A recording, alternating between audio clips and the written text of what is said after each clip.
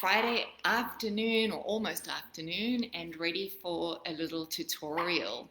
So one of the most common things that people struggle with when they begin to do some core strengthening exercises with their legs up into the air is they really create a lot of tension and stress around their hip flexors.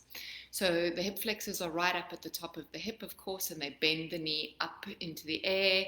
They also fold the trunk over the front of the thighs. So I'm going to give you three little tips that I like to use just to make sure that all of these things are correctly positioned so that you don't feel the stress and the burn in the thighs, but that you really sink deeply down into that core support.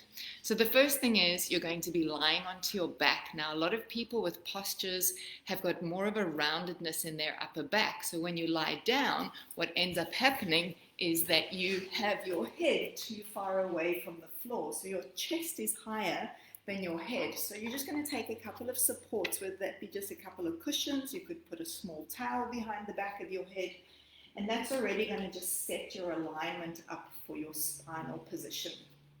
So just that little lift is going to lessen the stress around the neck and then lessen the stress around the front of the body. Step number 2 is, how do I actually position my leg? Well, we want the thigh bone to sit deeply into the hip socket, and you do a preparation exercise just by lifting one leg at a time, really feeling the depth of that leg into the socket, and then you begin to progress that up into 2 legs and then 1 leg down after the other. So just getting this as your base work and then returning, and then eventually you'll build up the strength to have the legs up into the air. So when you are in this position, if your legs start to drift away from your body, that's beginning to really stress out the fronts of your legs. So that's why that position is so important, that it's really well set inside of the socket. Number 3 tip is lower your heels down and your thighs will stop hurting immediately.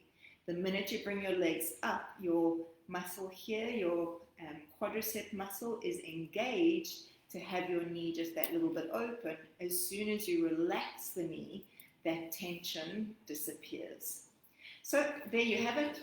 I've given you 3 easy tips just to set yourself up ready for some core work where you can get out of your hip flexors and get deep into the core.